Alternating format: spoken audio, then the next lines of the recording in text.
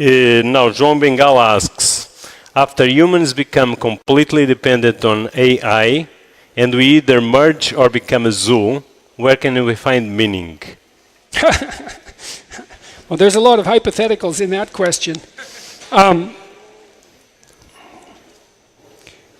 don't really know how to answer that, because I don't think it's within the scope of anyone's vision to predict even what's likely to happen over the next 40 years, because the rate of technological advance is so insane that in some sense all bets are off. And I really mean that. You know, I have a variety of contacts in Silicon Valley, and there are people there that I've been communicating with who believe that it's already within their power to build an AI machine that will have higher computational capacity than the human brain. That's within 5 years. Now that assumes that they've got the computational capacity of the brain properly calculated, and that's not necessarily the case.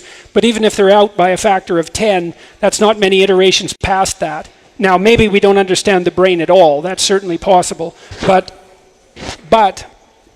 it isn't just the rapid increase in computational power that's doubling so quickly. I don't know if any of you, how many of you watch the Boston Dynamics videos? So, how many of you don't know what I'm talking about?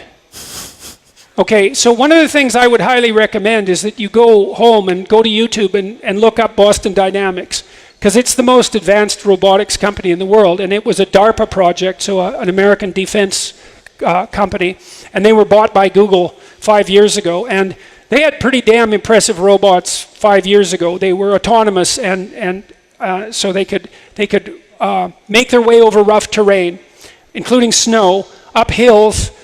If they slipped on the ice, they could right themselves. If you pushed them over, they could put themselves back up. And that's not joystick controlled. That was all autonomous. And they ran on gasoline-powered motors and were capable of autonomous action for an hour and a half or so. And I looked at the last iteration, and it's a small robot about this big, and it has a hand that looks like a head. And it's so sophisticated that it can gyrate to music spontaneously, and it can keep its head in the same place while it does it, like a chicken.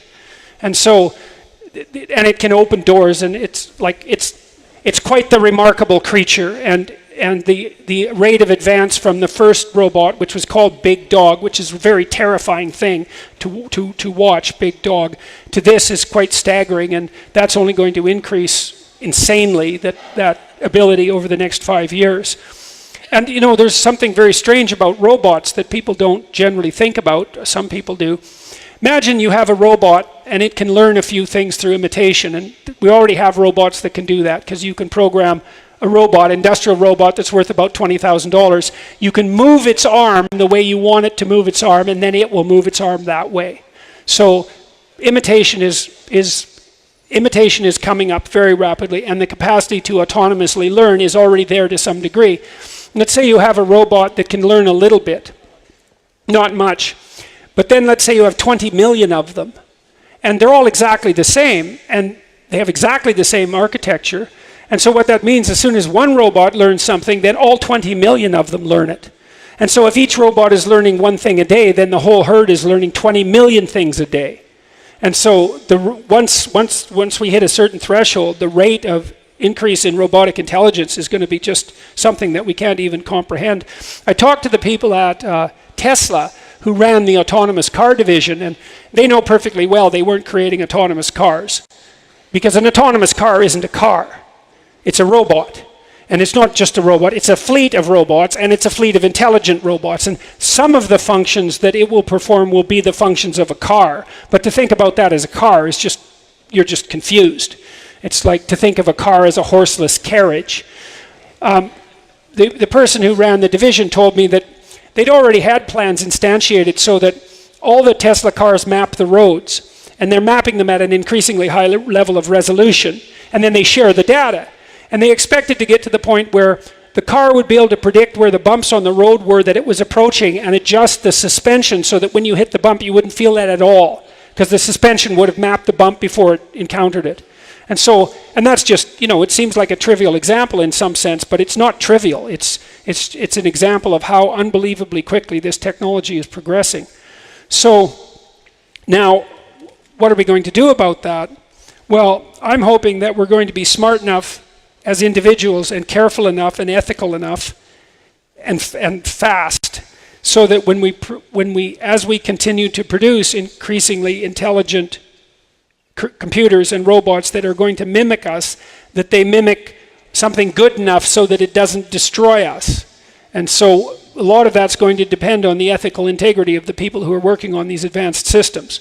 And it's not like the people who are working on those systems, at least some of them don't understand that, because they do, and they also understand the tremendous danger that this poses. So what we're going to do when that all emerges, that's anybody's guess, but hopefully we'll be wise enough to manage it with a certain degree of wisdom. We better. And that's another thing, I guess I can close the answer to that, is that, we're entering an era of exponential transformation. And I would say a lot of the evidence suggests that that's a good thing. So I would say on balance, the world is much better than it was 50 years ago. And why? Well, China is thriving. That wasn't true 50 years ago. India has a middle class that's larger than the middle class of the United States. The average person in the world is now middle class. We halved world poverty, absolute world poverty, between the year 2000 and the year 2012. It was the fastest rate of economic increase ever recorded by a large margin, right? The Northern Hemisphere is reforesting at quite a rapid rate. There's more trees now in the Northern Hemisphere than there were 100 years ago, and more trees in China than there were 30 years ago. And people are being connected to the electrical power grid at an amazing rate. The child mortality rate in Africa is now what it was in Europe in 1952, which is an absolute bloody miracle. The fastest growing economies in the world are in sub-Saharan Africa. Like on the macroeconomic front, there's a tremendous number of incredibly positive things happening. And I think that it's within our capacity in the next 20 years to, well, even the UN predicts that at current rates of economic growth in developing countries, there won't be anybody in the world at the current level of privation by UN standards, which is $1.90 a day. There won't be anyone living at that level in the world by the year 2030, which is like, it's 12 years away. It's absolutely miraculous that that has occurred. So, and I think that there's a reasonable shot of eradicating the 5 major transmissible diseases, and people like Bill Gates are working very hard on that with a certain degree of success. And so we could make hunger and a certain degree of pestilence a thing of the past, and maybe we could do the same thing with warfare if we're super careful. And so I think that we have the opportunity, if we could shake our post-war apocalyptic pessimism, we have the opportunity to make the world a far better place. But with all that technological power comes the capacity for things to go seriously sideways, so we better be wise enough to master our technology. And again, I would say, well, that's all on you. You're all going to be participating in this intensely, and it's all going to depend more than you think on the decisions that each of you make. So you better make the right decisions, because you've got a lot more power than you think, and it's going to increase at a tremendous rate. So I don't see a better route forward than to make stronger people. So